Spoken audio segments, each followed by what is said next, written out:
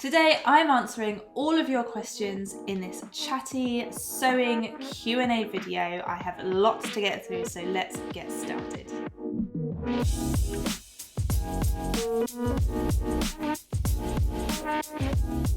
Hello everyone, I hope you're doing really well and having a lovely day. I thought I would do something a bit different, and I asked you guys on the last video and over on Facebook and Instagram for any questions that you would like me to answer, and I thought we'd do just a chatty Q&A. I'm sorry there wasn't a video last week. This was actually supposed to be last week's video, but I was struck down with COVID again, and then my little girl got sick as well, and it just wasn't the right time for filming. So we're doing it today.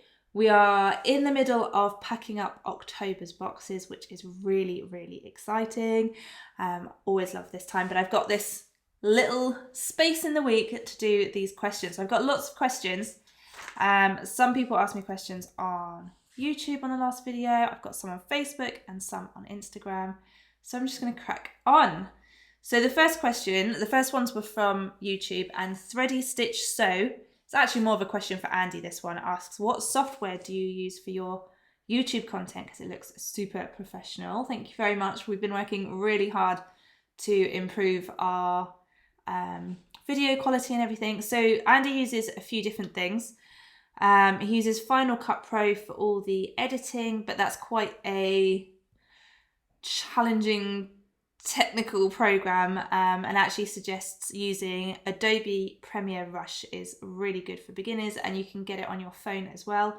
iMovie also is a really good option if you're a beginner. That's what I used to use when I edited my videos before I got Andy on board. For all the sort of graphics that we use and the transitions, I've got it all written down here, sorry. He uses Apple Motion. And then for the various sort of audio and the sounds, he uses GarageBand, and we use a Yeti mic as a microphone as well. So lots of different things going on, and I'm surrounded by lights that we got off Amazon. I've got a light above me, two either side, and we've got a Canon DSLR camera as well. So it's all, nice and professional looking. Obviously, surrounding us, not so professional looking. There's a mess everywhere, but what you can see is beautiful. Okay, so Julia on YouTube, and a couple of other people asked this question as well, actually. Where and how do you get inspiration for each box, and how far ahead do you plan? So the inspiration for each box comes from different places each month, to be honest. Sometimes it's seasonal. So obviously December's coming up, and I always try to do something a little bit Christmassy. I don't go like super novelty Christmassy, because obviously not everybody celebrates Christmas, but I do try to do something with a little nod to Christmas. And so there's seasonal things. Sometimes I've seen a particular fabric that I love and I really want to include it in the boxes, so that will be the starting point for the inspiration, and I'll try and create a theme around that. Sometimes it will be the fat quarters, or sometimes it will be a gift idea that I've seen. A small independent business there's lots of gorgeous independent businesses that create really beautiful products, and I want them in the boxes. So I always try to work with them and create a theme that will match that. So that's kind of, inspiration comes from all different sources for the boxes. And in terms of how far ahead I try to plan, I would say this time of year I start thinking about a vague idea for next year, for 2023, and come up with a few theme ideas. And then I definitely try to plan at least 3 months in advance, because sometimes I'll plan something and then we'll get to that stage and the thing that I initially wanted is no longer available. So it's a sort of back to the drawing board situation, and always it turns out for the best anyway, because the boxes always become exactly what I wanted them to. I have a vague idea. Around now, in the next month or so, I'll start thinking about what I want the boxes in 2023 to look like, and play around with those themes. I've already got January's theme planned. So that's kind of how far advanced we go. So a few people asked that question, so thank you very much. Then over on Facebook, Caroline asked a couple of questions. The first one was, do you pick fabric or pattern first? Usually it's the fabric first. I think only once or twice it's been the pattern first, but usually it's the fabric and then the pattern comes next. And then Caroline also asked, what's the best way to mark darts on fabric? Because she does it with chalk, but that rubs off by the time she gets to sewing the darts. So the thing that I like to use for marking darts is a dressmaker's tracing wheel and carbon paper. You can't quite see, but this has got sort of a serrated edge, and you put the carbon paper, you can get it in different colours, dressmaker's carbon paper. I've got yellow, blue and red, I think. And you put your fabric down on your surface. Then you put the carbon paper coloured side down on top of the fabric, pattern on top of that, and then you use this sort of serrated tracing wheel to go over the pattern, and it transfers the colour from the carbon paper onto the fabric. It's quite subtle and it does come off after a while as well. So that's my favourite. I find that quite accurate. The other way I tend to mark darts is a little bit less accurate. I will cut notches into the side seam where the dart legs start, and then I'll do a tailor's tack at the tip of the dart as well. And then when I come to sewing, I just sort of fold it and, you know, make it match up that way. So there's a couple of different options, but those are my two main ways that I use to mark darts. Kathleen asks, what is the best way to put a neckband on a t-shirt to get it to lie flat, and what stitches to use? So this could be something, if you are interested, if you would like me to, I could do a video tutorial on YouTube coming up soon. In terms of getting it to lie flat, you need to make sure that the neckband is smaller than the neck opening. The rule of thumb is about 10% smaller than the neck opening. But it can be a trial and error situation. If your fabric is particularly stretchy, say you're using a viscose jersey, quite often you need it to be a little bit less than that because it stretches so much. And as you start to work with different fabrics, you kind of get a feel for it as well. But yeah, that's kind of the rule of thumb, 10% less. Follow the instructions and baste it on. You kind of get an idea when you baste it on. If the neckband is looking a bit wobbly, a bit wibbly, then generally that means it's still too big and you need to unpick it, attach it again, and use a wide zigzag stitch to start off with for the basting. Then you can go over that again in a smaller zigzag stitch. So yeah, I tend to favour just a regular zigzag stitch or the triple stretch stitch, which has 3 lines like that on the machine. I quite like that one for the top stitching of a neckband as well. I think that looks quite nice and professional. But yeah, if you would like me to, I could try and do a little tutorial. So let me know if that's something you would like.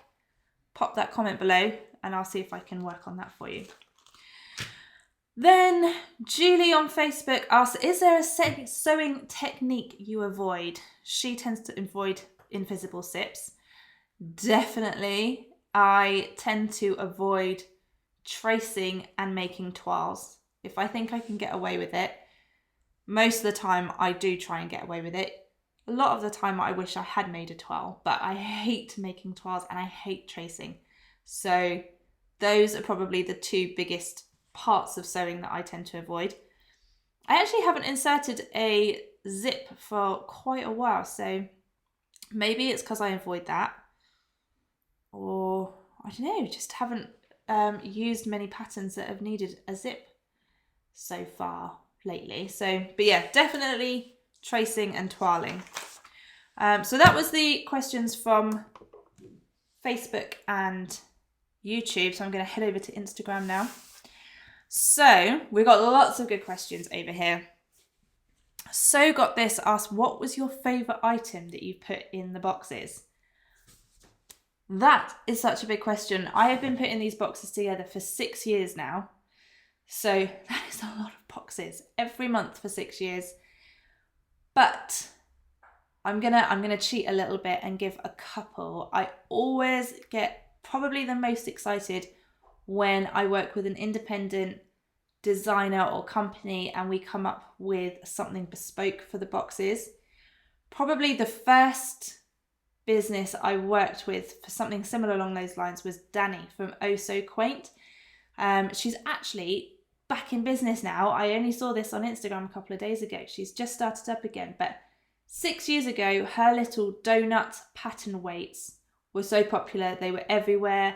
And I got in touch with Danny and she made a smaller version and a little set of 4 just for the boxes. And then a few months later, she made a donut sprinkle magnetic pincushion as well. So that was really lovely. So she was probably one of the first independent businesses that I worked with to create something special for the boxes. Most recently, it was always a pleasure to work with Liz Harry, who did the honey themed buttons in the most recent box. And she also did this gorgeous Christmas themed sewing machine pin last Christmas, which was beautiful. I love Liz's style. I've loved working with Joe from Hello Sunshine, who's done some illustrations for us, and they're always bespoke as well to the theme of the boxes. She's always a pleasure to work with too. So yeah, definitely love doing that. And of course, the fabric from Lady McElroy that we had back in the summer that was designed for us, for our boxes. We got it exclusively for 6 weeks. That was amazing. That was a real moment. And we've got them coming again in December. Both the luxury and the classic and mini fabric for December are specially designed for the December boxes. So I'm just putting that out there now. That's really exciting. Okay, what's next? Mrs_PDB asks, what's the first item you think of when planning a new box? Again, similar to the question about where do you get your inspiration from, that changes most months. It changes every month. Depends what the theme is, where the inspiration came from as to what comes first. But definitely I would say I try and pin down the fabrics first, and the fat quarters, and then sort of the haberdashery bits usually come after. So yeah. Jojo Quilting Designs asks, what would I say my favourite fabric is? Definitely viscose. I love working with viscose. I love wearing viscose. It's so swishy and it makes beautiful swishy dresses and blouses. But I do love working with double gauze as well. Yeah, I love all the fabrics, to be honest, but probably viscose is my top fabric that I would veer towards if I was let loose in a fabric shop. Rowan from the Yorkshire Sew Girl asks, if you could employ anyone in the world to help you with the boxes and they didn't want paying, who would it be? Well, apart from you, Rowan, obviously. Do you know what?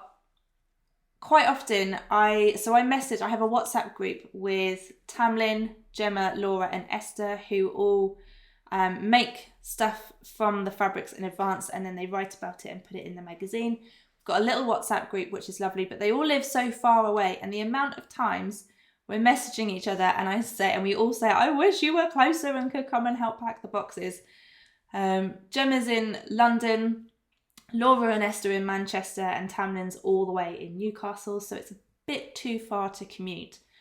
But if money was no object and I could send a private jet to pick them up for a week and bring them over here and put them up in a hotel, I think that would be so much fun to have them here. In terms of celebrities though, I'm not sure who I would choose. I think I'd get too shy if there was a celebrity in the building. But yeah, that's probably my answer. Amy from Almond Rock Sews asks, how do you choose the fabrics for the boxes? how do I choose the fabrics for the boxes? It's tricky actually sometimes. Obviously I've got an idea of the theme by the time I come to thinking about the fabrics, and then I've got a few go-to suppliers, and I sort of have a little scroll through their catalogue, see what we can find that matches the theme and that I love and that I would want to wear or want to work with as well. Yeah, there can be some toing and froing to try and find the right match, but we always get there in the end. Who's next? Mimi South asks, how have the boxes evolved since you started? That is such a great question because they have changed quite a bit. Like I said, we've been making these boxes for 6 years, and yeah, they've changed a lot. So they've always had the same kind of idea that we've had fabric, the fat quarters, and some haberdashery items. Then we started coming up with little sewing gift ideas as well. But the biggest change was probably the addition of the magazine, which I think was about 4 years ago now. I used to write a little postcard. I had postcards and I would write a little handwritten thing on every card explaining what the theme was. But as the subscriptions grew, as our numbers grew, that became a bit tricky and I started getting sore wrists. So we came up with the idea of magazines, and that meant that I could put loads more value into the boxes for you at no extra cost as well. And it became this, and that's evolved as well in the last 4 years. It's become a real lovely little community magazine. We've got interviews with companies who have products in the boxes. We've got the girls, Tamlin, Esther, Laura and Gemma, who write for us, and interviews with my lovely customers as well. So yeah, I'm really proud of how the magazine has evolved and has added to the boxes, and I would love to make it bigger and better over the next few years as well. But yeah, other than that, they've kind of, I wouldn't say they've stayed the same, they have evolved, but the general idea is still there. 2 questions left now. I feel like I'm talking quite fast, but hopefully you're keeping up. Dawn_Gomes asks how far in advance you plan your box themes. So that's already discussed that one. And then Georgina from Sew in the Garden finishing it off with, how did you come up with the idea of a subscription box? So about 7 years ago, I was working in a day service for adults with learning disabilities and autism, but I really loved reading blogs from people who had their own sort of creative businesses. My husband Andy runs his own business as well, and I would be leaving for work at 8 o'clock in the morning in the middle of January, scraping ice off my car whilst he was still in his dressing gown enjoying a nice hot cup of tea. And yeah, I was a little bit jealous. So I've always wanted, at that point, I always definitely wanted to run my own business. I'd started getting into sewing myself and had my own little sewing craft space, watching the Sewing Bee, things like that. And that's around that time was where the sort of rise of Tilly and the Buttons and Sew Over It and all these gorgeous fabric shops started popping up in the big cities like London and Birmingham. And we didn't really have anything like that down here in Hampshire at that time. There was John Lewis and there was a C&H Fabrics in Winchester, but there was nothing that had that sort of modern feel to it. So I really wanted to start my own fabric shop. As we all know, the costs of opening a bricks and mortar shop are astronomical. And we had started subscribing to a fruit and veg box at that point. My husband Andy is a web developer, and we were just discussing, throwing ideas around in the car one day. And he actually said, could you come up with some kind of subscription box for fabrics? And that's where the little seed of that idea came. And I think that was in January 2016. And yeah, that seed was planted and it took hold. and I started doing some planning and some research. I got a little group of my friends together to do a little focus group. I let I let the company know who I was working with that I was planning to do this and that maybe I could have it working alongside. And then June 2016 came along and I just decided to go for it. So yeah, that's how it started. And now here we are, 6 years later, about to send out box, Andy, I'm going to need some maths here, about to send out box number 20,000 boxes we've sent in the last 6 years. When you say it like that, that's crazy. So yeah, thank you so much everyone for supporting my little dream, my little seed that's grown since then. It's amazing. And now, yeah, we've moved. This is our third workshop space. We obviously started at home. Then Mia came along in 2018 and I wasn't going to be able to pack boxes in the lounge with a baby lying around. So we moved to our previous space, which was more of an industrial unit, and it was great and it was close to home and it was perfect for what we wanted then. But then throughout the pandemic, we grew and we wanted something bigger and just nicer, less industrial, a nicer space. And as you can see, we've done it. So yay! So yes, thank you so much everyone for supporting SewHayleyJane and the business. And if you would like to subscribe and be a part of this amazing journey, then the website is now open for new subscribers who will get their first box in November. I am busy planning that at the moment whilst we're getting October's boxes out, shipped out. So yeah, I'll leave the links below. If you enjoyed this video, give me a like and subscribe and let me know what your favourite item from the boxes over the last 6 years has been, because I found that a hard question. So if you've been following along or if you've been subscribed and you have a favourite item from the boxes, let me know in the comments below. Thank you so much everyone for watching. I hope you have a fabulous day and I will see you all next week with October's unboxing video. Bye.